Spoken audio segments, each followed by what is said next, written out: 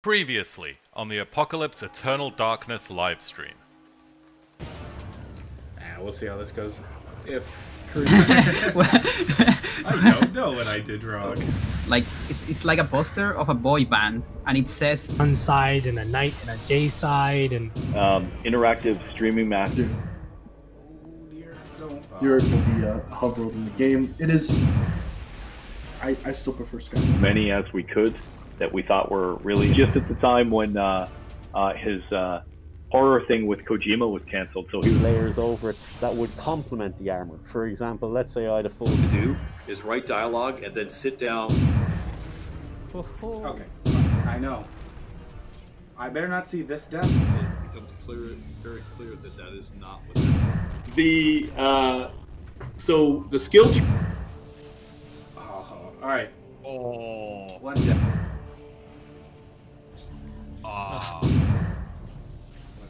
What? That hit me? and some of those have Joseph, and also some of those have. I finally finished Eternal Darkness. Deep into that darkness peering, long I stood there, wondering, fearing, doubting.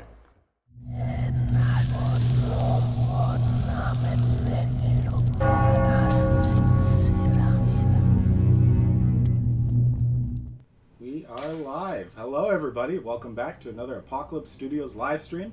My name is Jalen Pachenik, your community herald, and as always, we are joined by our CEO and founder, Dennis Dyack. How are you today, Dennis? Hey, everybody. Good, Jalen. How are you? Good. Really good to see you, and really excited to play this game today. As you guys saw from that recap, we beat Eternal Darkness finally, and now we've moved on to Bloodborne. I played this game an awful lot in college, and I'm really excited to show off just how good a game that this can be. So let's get into it. First things first, we are playing in offline mode, so I don't get invaded by anyone randomly. Named, yeah. Hey Jalen, or Apocalypse Studio something. Well, you've come to the right place. And the first Arnhem is the home of Go ahead. Sorry. No, go ahead. I was going to say the first thing we have to take care of when we get into this game will be character creation. Now, There's an outsider like obviously yourself Blood to begin. Omen and Eternal Darkness didn't have any character creation, but we get to make Easy, our own with a in bit this of game. yarn and blood of your own. I often like to create monsters in the first, Bloodborne character you'll creation. need a It's super contract. easy to just make the grossest looking human being physically possible. Thank you, Science Stargazer, for joining the ranks of the undead, for subscribing for 3 months. We do appreciate that. And thank you to Vera Keldon for rating and subscribing for 3 months as well. We can't do this without your guys' support. So, Sailor Midgard, join the cast of the undead, supporting everyone. How's it going? Thank you so much for joining the stream today. So, character creation. First thing I thought would be very fitting is we are going to take a human being, our human male, and we're going to name him... Ooh, come on there. Cain, I thought was a pretty fitting name. For origin, these are... they change your different stats when you start out the game. I think we want to go with military veteran. Which one has the highest in vitality?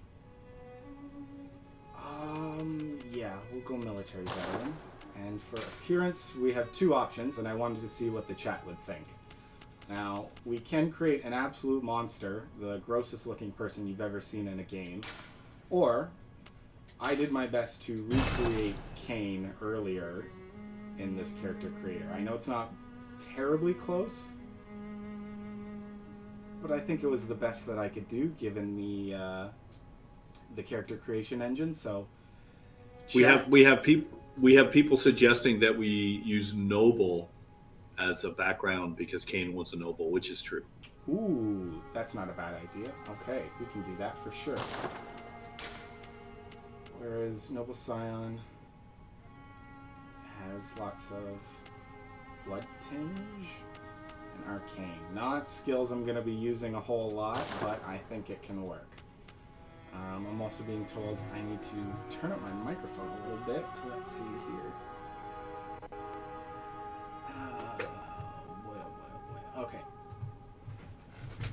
I can also move closer to it a little bit there and see if that's any better. Game audio also needs to be turned down a little bit. Okay, in that case, I actually have to show you some behind-the-scenes stuff real quick. And we can turn that down to about there, and we'll see how that goes. Okay, hide that sidebar again, go full screen, and I think we can do this. I think everybody's happy with this Kane look. Let's start off then. Finalize our contract and get into it. If you guys are just joining us for this your first live stream, we are giving away a free Risen Founders Pack, which will give you access to the second age of Dead House Sonata. All you have to do is type in the word Risen into the chat, R-I-S-E-N, to be entered for your chance to win.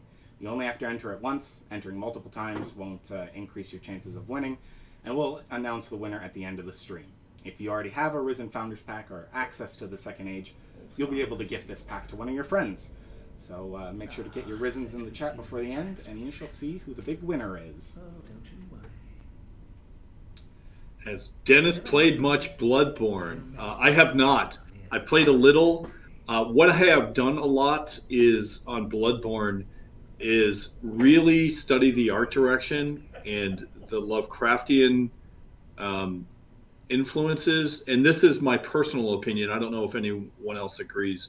I think there's really, and I know I'm a little biased on this, but there's really two, what I would say, standout Lovecraftian games in video games. I know there's a lot of Lovecraft ones, but I really think Eternal Darkness and Bloodborne are the best examples of Lovecraftian that you can get. And I know this one's more modern, but I really appreciate the aesthetic. Now, on the aesthetic, I had a very interesting conversation with some movie people, and the art direction is taken from a very old but awesome movie called Brotherhood of the Wolf.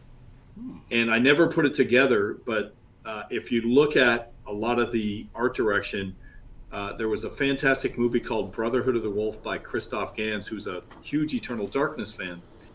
And him and I were this was back, I think, in 2016.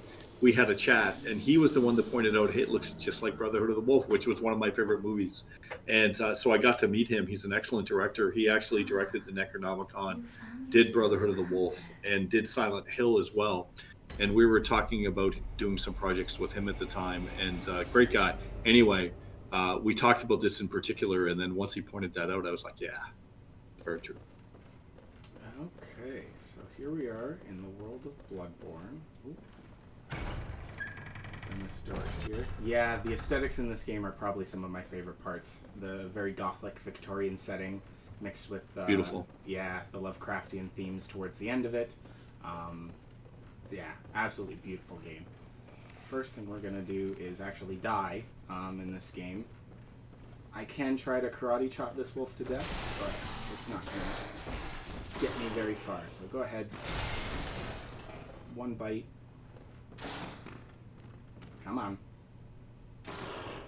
Oh, is he stuck? There we go. Oof. Lots of blood. People have already thrown in some comparisons to Blood Omen. For example, the first thing you have to do in this game is die to be taught sort of the proper way to play the game or how it's supposed to work. So, yeah, I think that's pretty interesting. Mm-hmm. Yeah, some similarities there for sure. You get FFF. Unfortunately, yeah, not a deathless run. We do have to go to this area called the Hunter's Dream, which gives you your first weapons, your armor, and lets you upgrade. Very cool conceptually, the Hunter's Dream. And yeah, it is kind of, Jalen, this is kind of funny, but they're saying in the chat that you died to the first NPC, which I think is humorous. Yeah. Kind of not fair. Not a fair criticism. Not a whole lot I could do about that one, unfortunately. We will go with... Should we go with the Saw Cleaver, Hunter Axe, or Threaded Cane, chat? I will let you guys decide what weapon we start with. I will pick the Blunderbuss, because the offhand weapon doesn't particularly matter too much in this game. Kane. Cleaver for best balance. You're right, Nightfall Alicorn, but I see a lot of canes. So, oop, nope, not the saw cleaver. Cane for cane. Threaded cane, a very stylish weapon, fitting for arcane look-alike here. I agree. Okay, we've done that, and now to reawaken and kick butt, go get revenge on that werewolf that killed us. Now that I actually have some weapons for me. Dennis, we did have a question from our Discord about Dead House Sonata. RPG Casey asked, how much of the map will we be able to explore? How open will it be?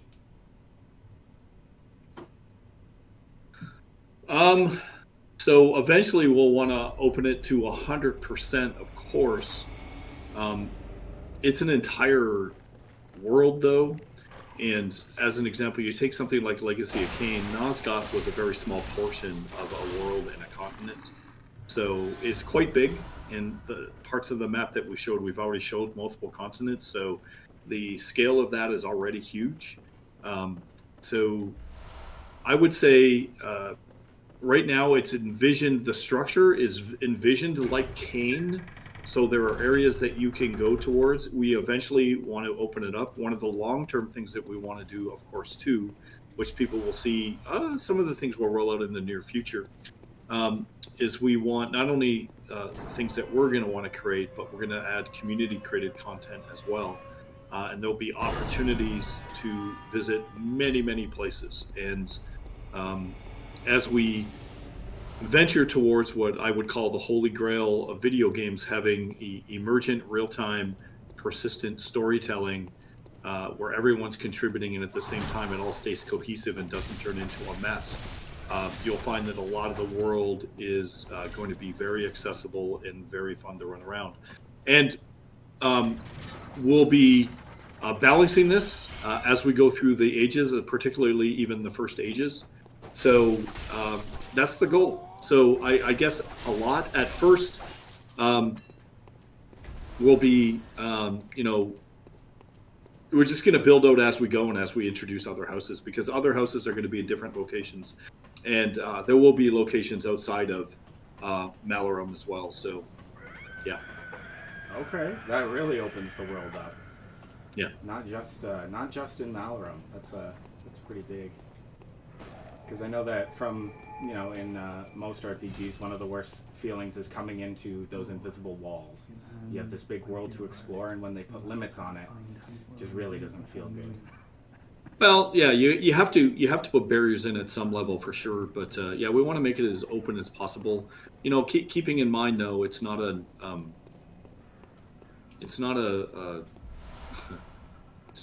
MMO, right? It's not an open world MMO. So there will be locations and there'll be lots of places to visit and go. But right now we're not speccing out that we want to make it a huge, completely open world MMO. It'll be open and you'll be able to go a lot of places, but it's not going to be, we're not going to try to allow, it's not going to be like you can just run anywhere. I don't know what that gives. There are some things where that's really cool, but by and large, I find with most games when they do that, unless they have like thousands of people on the team, which we do not, quite frankly, most of that is just empty, wasted space, or they procedurally generate a bunch of garbage, and it's just not that fun. So anyway, that's my opinion. Love to hear feedback on that, and but the idea is, when we put stuff in, it's really cool to visit, and there should be a lot, and over time that will continue to grow. And as the game builds, there will be more than enough for anyone to play over long periods of time. And as the game develops, we'll just keep adding more and more and more and more and more. Mm-hmm. And always adding things with intention too, never just adding stuff for the sake of filling That's up, right. a spot somewhere. That's right. Just as a placeholder. I think I saw there was a question somewhere on there. Sundowner asked, why blunderbuss over pistol? I like that the blunderbuss in this game has the spread shot, so even if you miss, you have a chance of catching dogs and things like that as they roll. Ooh. So I have to say, Jalen, it is it is black and white watching you play a game that you're comfortable with versus one you've never played before. Oh yeah, definitely. Your skill and confidence, even while you're talking and running the stream, is much higher, which is great to see. It was kind of unfair making you play Kane in Eternal Darkness, so Jalen really hadn't played them before. Yeah, in case I know. anyone didn't believe. Those were blind playthroughs for sure. I know it definitely showed at some points that I had never experienced these games before, but I think that playing them definitely taught me a whole lot about, well, the history of game design, first of all, from Blood Omen. That game came out the year I was born, so getting to go back and see what was happening around there was really cool. And then for Eternal Darkness, knowing Eternal Darkness was always talked about when it comes to horror video games and how to do it properly. And that was so much fun to finally experience that. Yeah, you didn't see the deleting save game bug, which was too bad, but you already knew about it, so it wouldn't have been much of wouldn't have caught you that much. No, still though, I was looking forward to it. I wanted to see that, just for the mild panic. And now for the worst part about the start of Bloodborne, essentially higher. Okay. This part, I think if you guys have ever played Bloodborne before, this is what turns a lot of people off. This one section right here. There's about 10 enemies. Why does it? All of them hate you. There's guys with guns standing up there waiting to shoot when you get too close, and you're trying to pay attention to these guys and avoid taking damage. A dog starts running around at some point, and they're super fast and aggressive. And,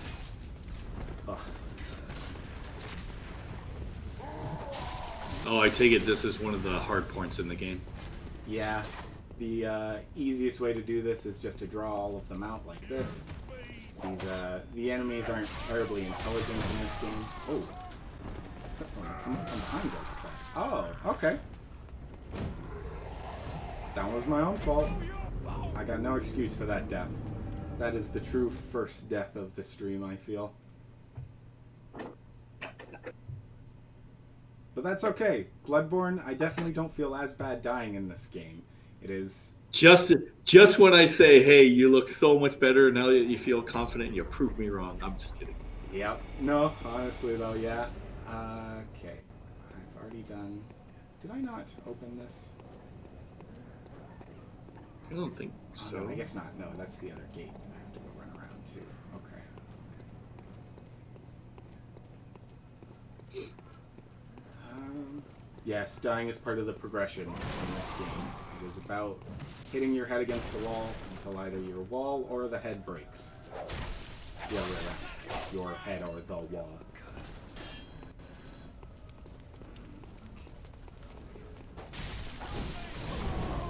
So, I know that we've talked before, but this was a big game that our character animator, Theron, was watching during some work at Apocalypse. Ooh, got overconfident there. Well, I think this is a watermark game just from the artistic perspective. What I particularly like about this game is when you start to see reality as you get more and more. You can see more of the Lovecraftian world as you reveal and get the experience in that way. I think that that's a very interesting element. Mm-hmm. Yeah, I always like that about this game. They throw you little hints at the start that, you know, not everything is as what it seems. There are unseen forces at work here, and as you slowly progress, you can either be forced to look at them, or you can gain that knowledge yourself and slowly become acclimated to it in a way that doesn't tear your mind into pieces. Insight, Mike, Faceless Mike, it's insight is the term. Mm-hmm. Correct. Yes. We had a question from our Discord by Lord Scara for you, Dennis.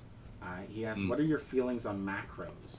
I know there's a fine line between cheating and saving someone from having carpal tunnel later in life.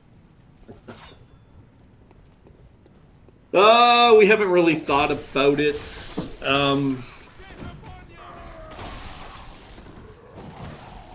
I guess if we do it right, I guess with PvP it could be a problem. PvE, I don't think it's going to be much of a problem.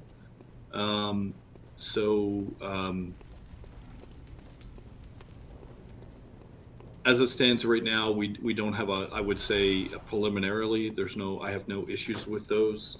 When it comes to PvP, if there's some kind of definite exploit and it gives a particular group an advantage having macros versus not having macros, then we can certainly look at it. But like I said, as I see it now, no big deal.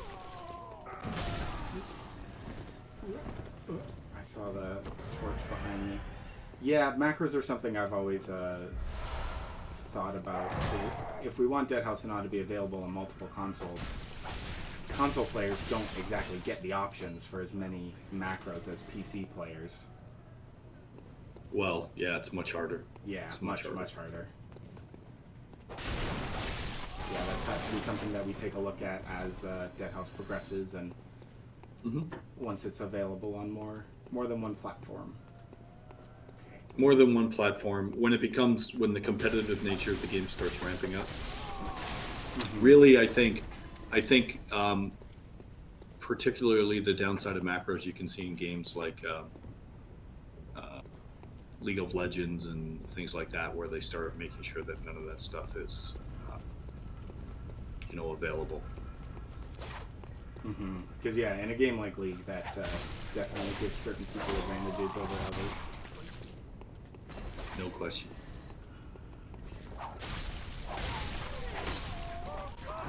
Draw them all out slowly. You have blood up those two systems back.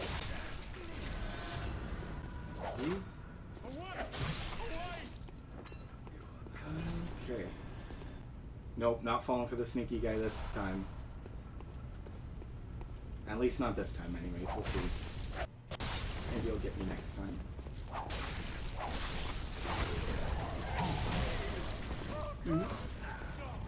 Really good mechanic in this game. If for those of you who haven't played it, Bloodborne is a Souls-like game. Lots of combat, but no shielding in this game. This was a big difference between the previous Dark Souls games and this one. The combat is much more fast and aggressive, and they actually reward you for playing more aggressively. If you take damage, you can see my health bar on the top left. The damage that I take will turn orange and slowly deplete after a couple of seconds. If I manage to deal damage before that orange bar disappears, I will heal back whatever damage is dealt to me, which is very, very useful. Sometimes you can power through damage by just keep swinging, and sometimes you have to stop playing aggressively, like I am right now.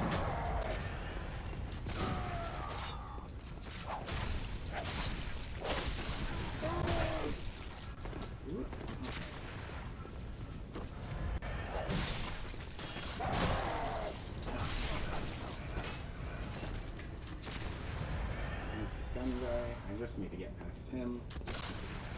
Don't mind me, sir.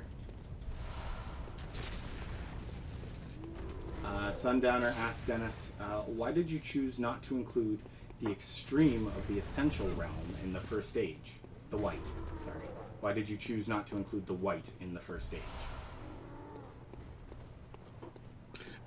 Well, I don't think there's an explicit choice not to exclude the white, except we wanted to really pick 3 of the classes that we think are going to be the ones we are the least experimental and the ones that we felt people would want to play. So the Vampire, number 1, the Revenant, and the Lich seem to be the classes that players generally know that they want to play.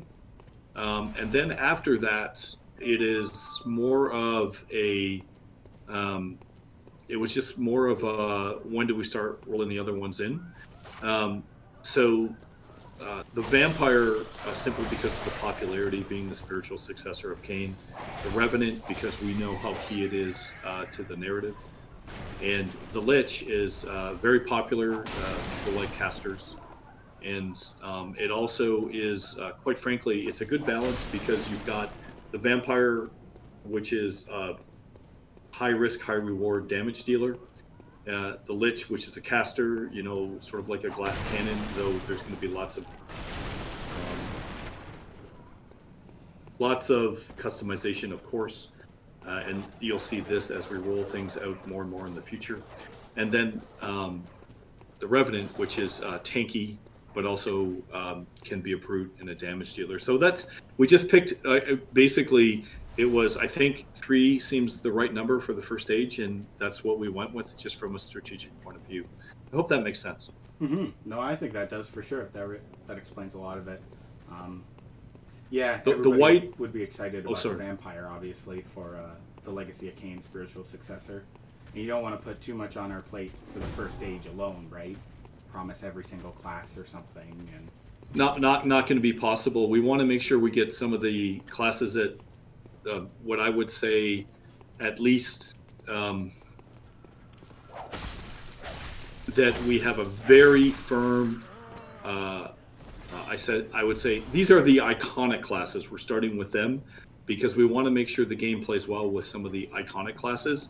There are particularly some things we're doing with some of the classes, like the Banshee's got some very interesting things we're doing, which I would say is quite experimental. But when it comes to the white, that is absolutely the most experimental. And if you do research on whites, you're going to come up pretty empty. There's not a lot out there. So at least we have. So that's our opportunity to be creative, which we're going to be. And quite frankly, I want the team to have the confidence in previous classes being built. So for me, that's why the white is going to be the last one we always roll things out on, because we want to make sure as a team that it's really awesome. It's a strategy, really. Mm-hmm.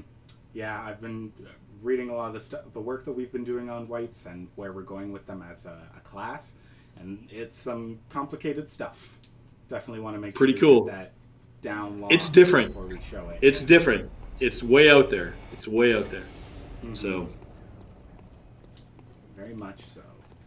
Very excited. Don't expect if you're gonna look at a lot of stuff that you see traditionally, like you look up a white, and I think there's whites in The Witcher, I believe. Is that correct? Yes. Anyway, anything you see that's out there, what we're doing is going to be different. So it's going to be pretty interesting. No, I don't believe I've picked up the Madman's Knowledge yet. Faceless Mike. Oh, that didn't give me this year. That's unfortunate.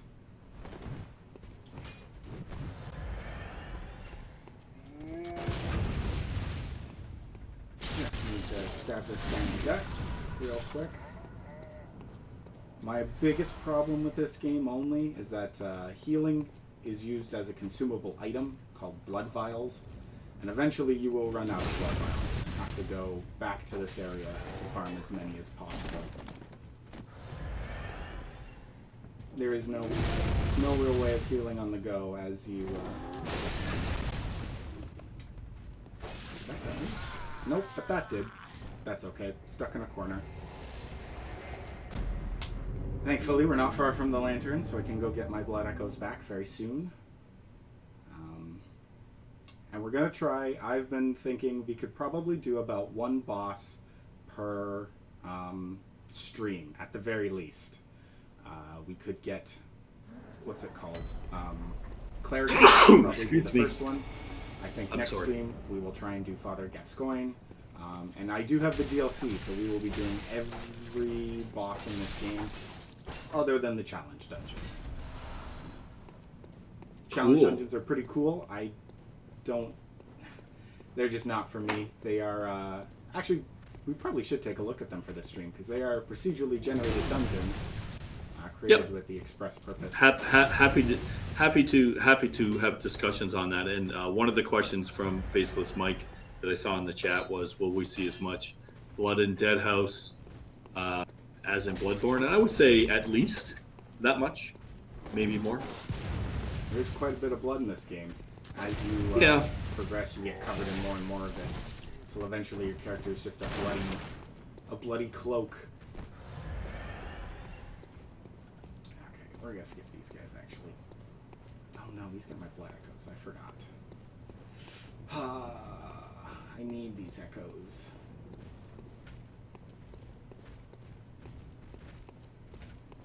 Is it the weapon you picked making these guys tough? No, definitely not. These guys just deal an awful lot of damage for a fresh character, and having two of them stand right beside each other is not fun. I just want them to do something I can parry. He's certainly taking his time.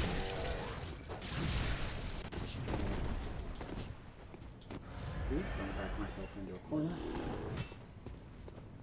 Okay. You don't want to farm perfect arcane gems in the Chalice dungeons? No, thank you, Sundowner. I have been there, done that. Honestly, I don't think it's worth the effort sometimes. You can get by without them in this game. Unless you're going into the new game pluses.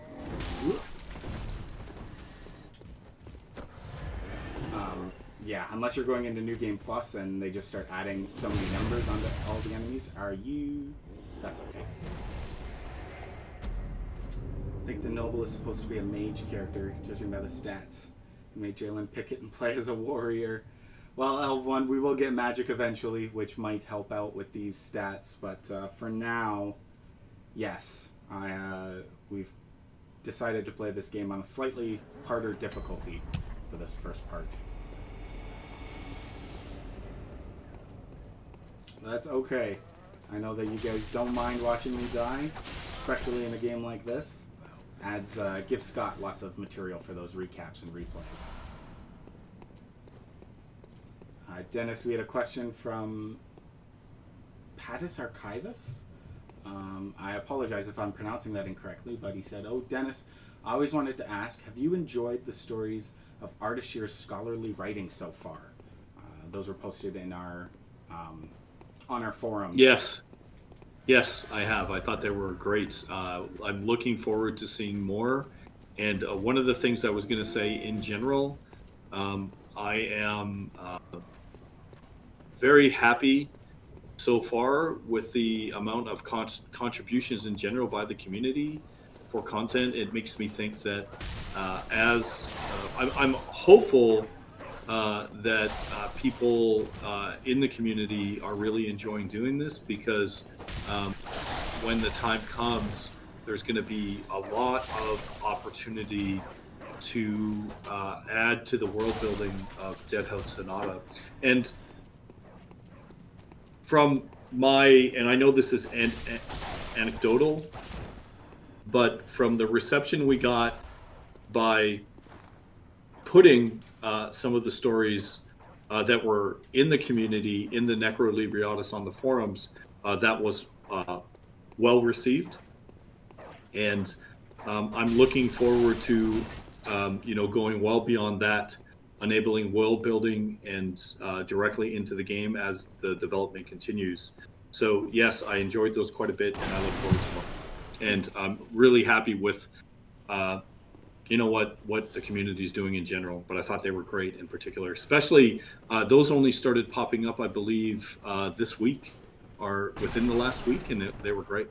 Yeah, they're definitely newer, but Ardashir has been having a field day on our forums, typing up lots of really good stories and lore, which are really awesome. Nice to read.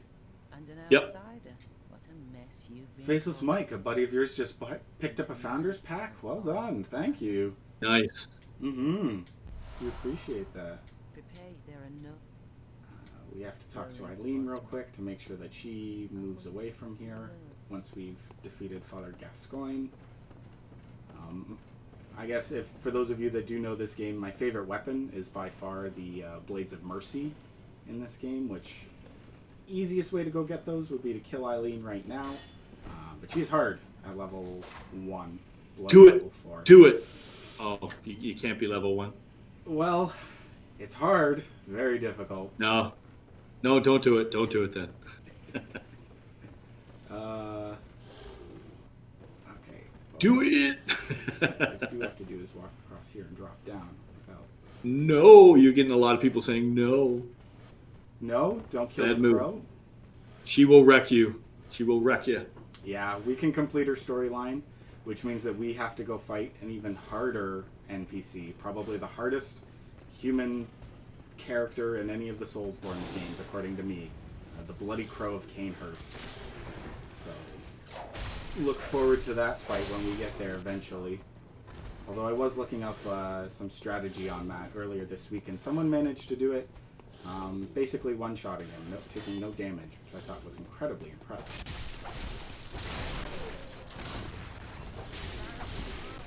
You're playing this? You're playing this on a PS4, I assume, right? Yes, It's I the only am. way. The only way to play it. It's not available on the PC yet, is it? No, there were rumors that it's coming to PC. Yeah, but it never materialized. Yeah. No, hasn't yet anyways. I think a lot of those rumors stemmed from the Demon Souls remaster. Because it was just before that was announced. There were rumors before then. Actually, there were rumors a couple of years ago flying around as well. Yeah. I'd love that. Having this on PC would be incredible.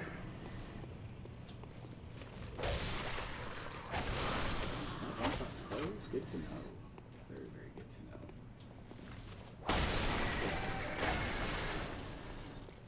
Classic Soulsborne style, trying to hide enemies behind boxes that you don't see.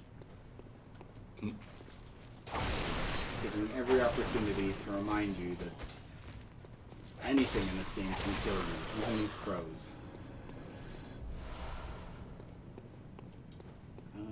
Okay.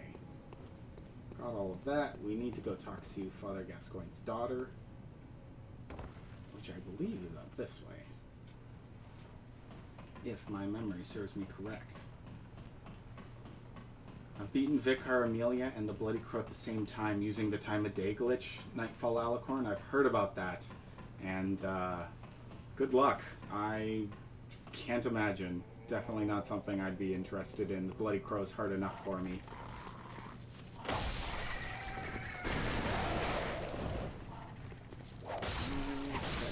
Kill the pig. Yes, Faceless Mike. We will go kill that pig. One of the most gruesome deaths in all of Bloodborne. Sneak up behind a pig, and the animation is you're supposed to be stabbing him, like your hand through his stomach. But if you do it from behind, it looks like you're shoving your fist up his butt. I can't lie. The animators added a butthole to the pigs. I don't know why.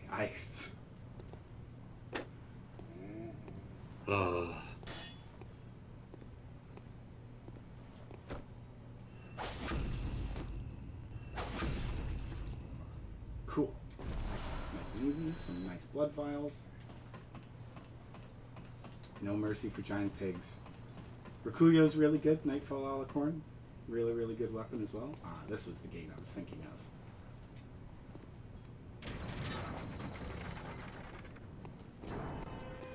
And talk to this little girl here through the window. Varric had a question for you, Dennis. He said, for the first age, will it be on a specific handful of quests/areas? Or will most, if not all, of the area defined in the map exploration video be available? To TBD, I think the map exploration video was, there was no, that was not meant for the first stage. What it really was to give, and Jalen created most of that, was to give people an idea, to be clear, decided to what parts he was going to show and what parts he wasn't, to illustrate that we are going to be a narrative-based game, because I don't know if you remember, but back then we had a lot of people saying this isn't narrative-based, it's just a free-to-play, I don't know, slasher game. So we wanted to start getting the message out. So there was no particular rhyme or reason in that particular showing, beyond we wanted to show everyone's parts of the world building, which has significantly changed since then, Jalen, I think is a good way to describe it for it. Very much so, yes. Yeah, there's a lot of change coming. It's really cool.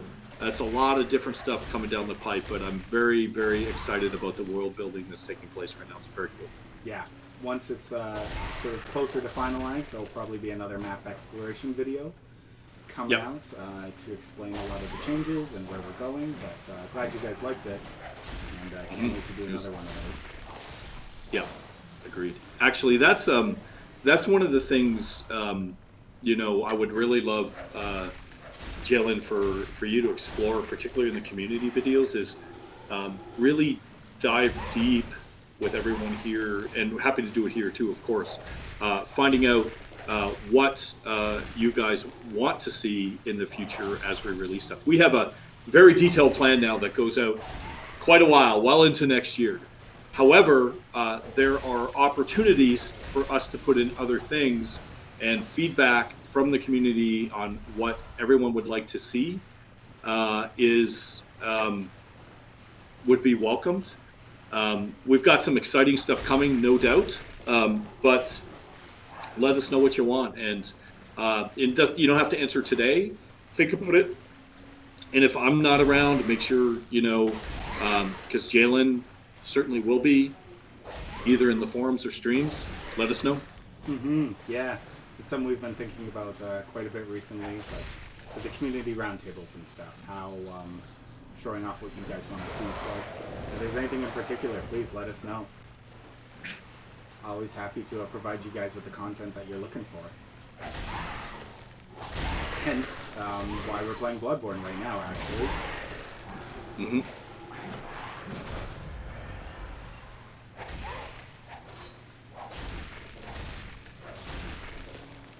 Okay, this sewer is probably one of my least favorite parts about this game. Oh, really? Too many enemies, you're not strong enough. It's definitely here to teach you that this game is going to be hard. Expect yourself to die and get comfortable with that idea.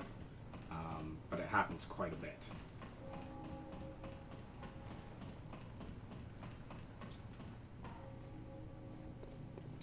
Okay, we activate this elevator. Down there, so I don't need to take it right now.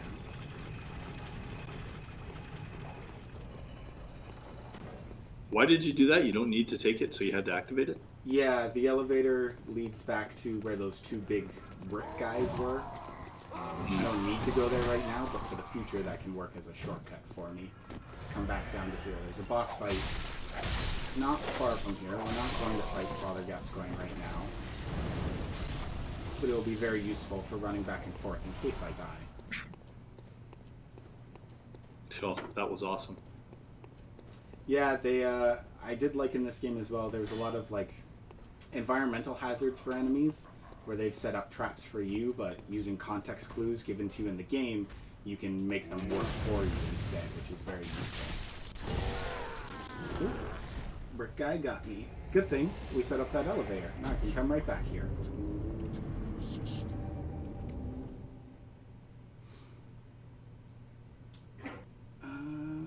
Okay, we had a question from Elv1 in the chat for you, Dennis, who said, will the Vampire, Revenant, and Lich subclasses be available in the first stage? Yes, that will be the goal. We want to, if possible, really, that's the goal. But the answer is yes. We want to make sure that we have a fertile testing ground for all of the classes to make sure they work well. I cannot emphasize how excited I am to roll out how we're going to do some of these things, because they're pretty cool. It's very different. We're going to do some things with some of these classes that as of today, I have not seen anywhere. So let's see what happens. That's very exciting to hear. Never before seen in video games.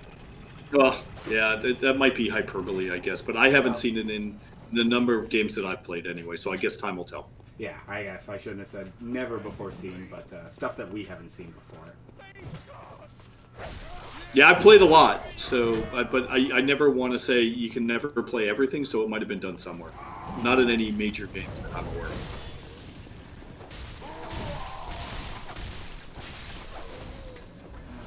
You didn't get as many people with the boulder this time. Nope. Sometimes sometimes they move around it. Sometimes the boulder doesn't roll at all. Sometimes this guy, he pushes the boulder, and sometimes he hits it himself and ends up dying to it. It's not the most consistent trap I've ever seen. These guys are brutal.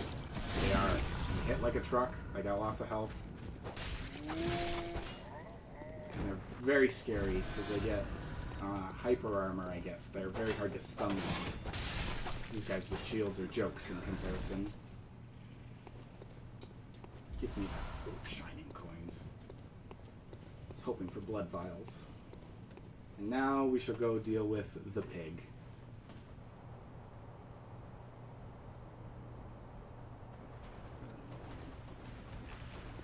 I hear him stomping around over there. Oop, come on. Around the stairs, please.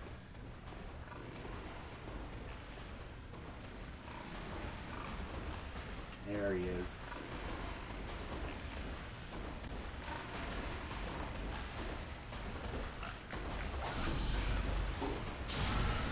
Ooh.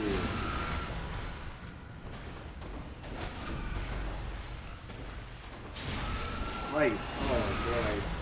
Poor guy.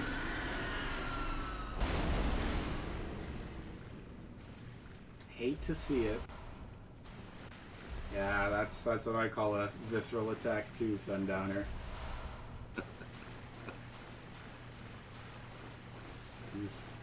But died for a good cause, because now I have all of the blood echoes I should need for right now. So you can go back, level up a little bit. I might try to get some more blood vials before we go deal with Cleric Beast.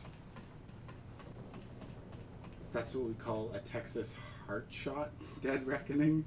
Interesting.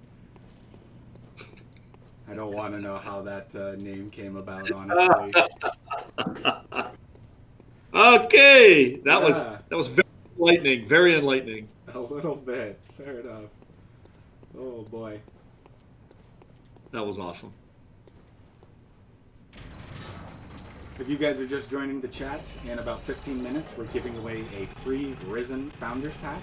All you have to do is type Risen into the chat, R-I-S-E-N, to be entered for your chance to win. Only enter it once. Entering it multiple times won't increase your chances of winning.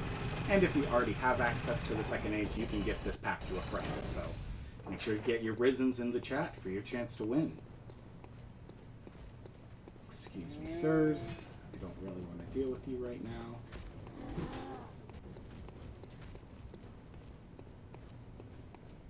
Did I kill this guy up here? Yes, I did. There's his body. Quicksilver bullets.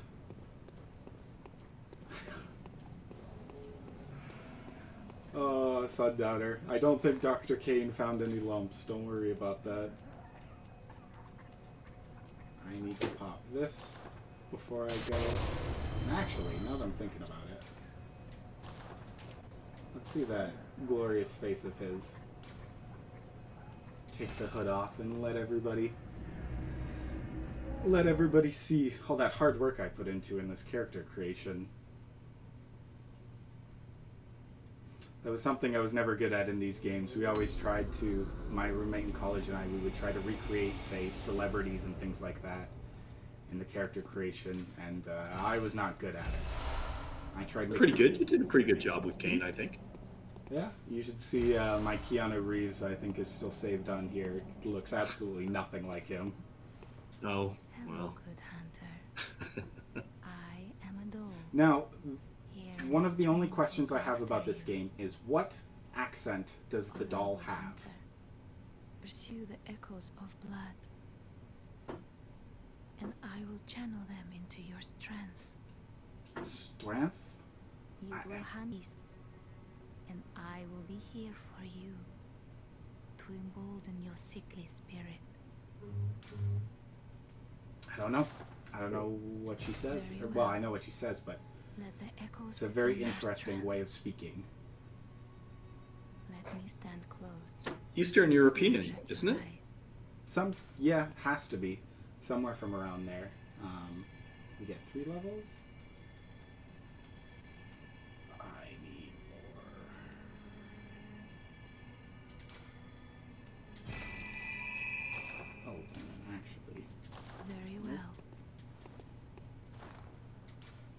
Yeah, I see in the chat half French, half Russian. I think it's a mix of British English and French. Definitely European, Eastern European of some kind. Pop these cold blood dews for some extra blood echoes. Welcome, what is it?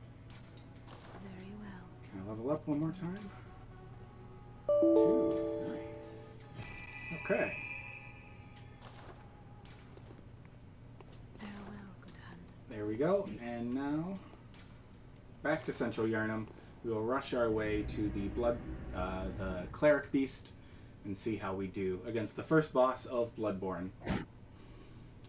An optional boss, though. I know that one of my favorite things to do in college was to leave the Cleric Beast until the very end of the game, when you come back all overpowered and all of your level 10 weapons and armor, and just make an absolute joke out of him. Sounds like you've died a lot, and it's all about vengeance.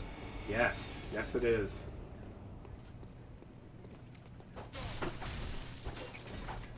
Oh. Drop me a blood vial. No.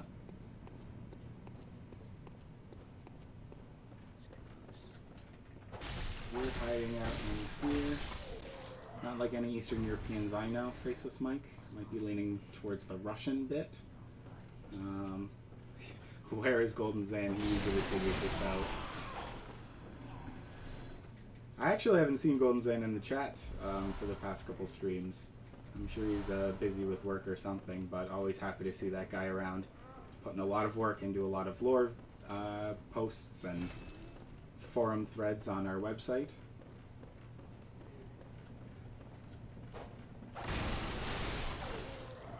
How much support for older computer specs? I think there'll be a lot of support for older computer specs. The bottom line is certainly there'll be some high-end stuff, but we want everyone to be able to play. So we'll make sure that the game for older machines, frame rate is, it maybe won't look as good, but getting playable frame rates is really important. So, and I would hope that people with older specs would not expect like real-time ray tracing, all of the toys that are coming out in the future. But yeah, we're going to do our best on that. And you know, that's one of the reasons for getting the game out as early as we can, so you can tell us how we're doing.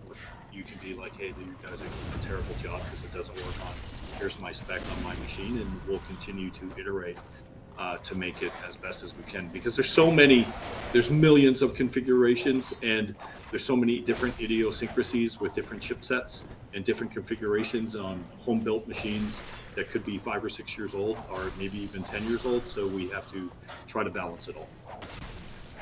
It's very difficult to do because, yeah, like you said, everybody has different PC specs. There is no sort of baseline for that, really. Yeah, the question is, isn't Lumberyard a bit heavy? I'm just sort of reading the chat. I hope that's okay, Jill. Yeah, and I'm just no kind worries. of... yes, from a standpoint of it can be, but actually the renderer is quite optimal. What tends to happen is, depending on the amount of time that you have, you can put different options in. So on machines that aren't that powerful, it can actually do really well, but you actually have to plan for that. So you basically have to take the time to spend on making it work on lower end machines. The problem is when everyone makes a game, is the first goal is to make the game look as good as possible, and then pulling that down requires extra effort. It doesn't make it into any of the marketing, because marketing's never gonna show a game that doesn't look as good. No. So yeah, so it's quite hard to do that. So you'll see on a lot of premium games that they actually don't do that. So, but we will be, and that's one of the things that I think is an option I think is an advantage to the free-to-play space. All the games that I've made that are premium, once it's out, it's out. You can patch it maybe once or twice, but you're pretty much done. But for us, we can continue to iterate, and we're going to want to support as many people as we can, because building the community and it being a community-driven game is going to make it really, really important that we support as many people as we can. And as Jalen is playing, don't forget to type in Risen in the chat to get a Risen Founders Pack. You only have to type it in once, and we will draw at the end of this match while Jalen tries to beat this first boss. And we're almost there. He's doing great, Jalen. As I said before at the beginning, you are doing really, really well, and it's good to see you play a game that you know very well. Yeah, me too. I've been looking forward to this for a while now. We actually tried it before, but due to some complications with Elgato technology, we couldn't manage it. But now we're finally here. It feels good. Well done on that Risen contest, by the way, Dennis. Sounds like you've heard me say that once or twice before. Oh, yeah. I just thought I would let you concentrate on the boss and share the load. Perfect.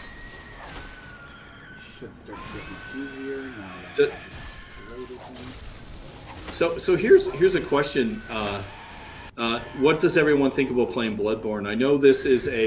I know we voted this in the chat, and this is not one of my historical games, but I think it's a really good game, and we may switch it up even more in the future. Everyone think this is cool, and the games we should be playing, because there's a lot of other games we can play right now. Yeah, I know that 2 Human was very close on our list to play next. It was basically down to 2 Human or this, so... And yeah, any other third options, obviously, let us know. Not Hello Kitty Carts or Island Adventure, though. Unfortunately, we're not allowed to play those on this stream.